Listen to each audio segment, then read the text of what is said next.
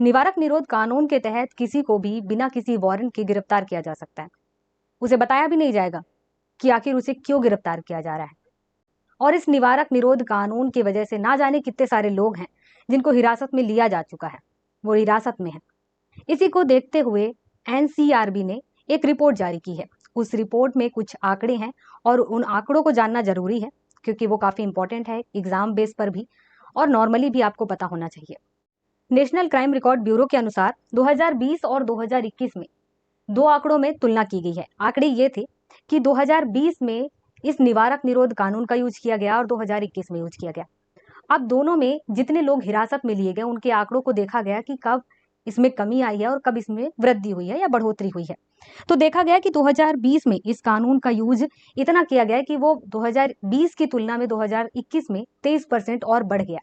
इसके बाद इसमें 1.1 लाख लोग ऐसे भी हैं जो निवारक निरोध कानून के तहत हिरासत में हैं। अब इस निवारक निरोध कानून के बारे में जानते हैं कि आखिर ये है क्या, तभी आपको आगे समझ में आएगा। निवारक निरोध कानून दो टाइप का होता है, एक है दंडात्मक और दूसरा है निवारक।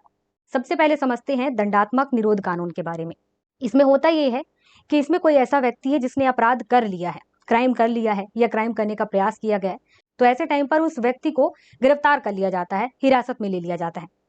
अब इसके बाद दूसरा है वो है निवारक निरोध कानून। इसमें क्या होता है कि कोई ऐसा व्यक्ति है जिसके ऊपर पुलिस ने कहा कि इस पर संदेह है कि ये अपराध करेगा, क्राइम करेगा, समाज को हानि पहुंचा सकता है, और ऐसे टाइम पर इस संदेह के आधार पे ही कि केवल संदेह है और उस इंसान को गिरफ्तार कर लिया जाता है। और यहाँ पर पुलिस को यह अधिकार भी दिया गया है कि वो जरूरत पड़ने पर मजिस्ट्रेट या प्राधिकरण के बिना किसी वारंट के किसी को गिरफ्तार कर सकते हैं। मतलब कि जरूरी नहीं है कि उनको वारंट लेना ही होगा। बात करते हैं कि आखिर हमारा मौलिक अधिकार इस निवारक निरोध कानून से हमारी सुरक्षा करता है या नहीं करता है। हमारे मौलिक अधिकार के अनुच्छेद 22 में गिरफ्तारी से संरक्षण दिया गया है, लेकिन वहीं पर इसी में यह भी कहा गया है कि अगर आपको निवारक निरोध कानून का यूज करके हिरासत में लिया गया है तो ऐसे टाइम पर आपका ये अनुच्छेद 22 में जो गिरफ्तारी से संरक्षण का अधिकार है वो यहाँ पर काम नहीं करेगा। अनुच्छेद 22 के कई अलग अलग पार्ट्स भी बांटे गए हैं। उसमें यह बताया गया है कि अनुच्छेद 22(3) में इसके तहत आपको निवारक निरोध कानून के तहत गिरफ्तार किया जाएगा। इसी 22(1) और 22(2) में यह भी बताया गया है कि हिरासत के खिलाफ जो संरक्षण का अधिकार है ये आपका खत्म हो जाएगा। अनुच्छेद 22 के तहत जो गिरफ्तारी और हिरासत से संरक्षण प्राप्त है उसमें यह अधिकार दिया जाता है कि आपको जब पुलिस गिरफ्तार करेगी तो उस टाइम पर यह बताएगी कि आपको किस वजह से गिरफ्तार किया जा रहा है। यहाँ पर आपको वारंट देखने का अधिकार होता है।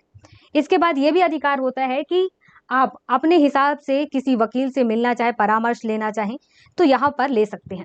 इसके अलावा यह भी है कि जब आपको गिरफ्तार किया जाता है, जिस वक्त गिरफ्तार किया गया है उस वक्त से लेकर के अगले 24 घंटे के अंदर आपको मजिस्ट्रेट के सामने पेश किया जाएगा। उसमें जब आपको गिरफ्तार किया गया है और गिरफ्तार करने के अलावा जो उसमें ट्रेवल का टाइम लगता है वो भी ऐड किया गया है। अब यहाँ पर जब निवारक निरोध कानून के तहत आपको गिरफ्तार किया जाता है तो यही सारे अधिकार आपके खत्म हो जाते हैं। ये अधिकार आपको यहाँ पर नहीं मिलता है।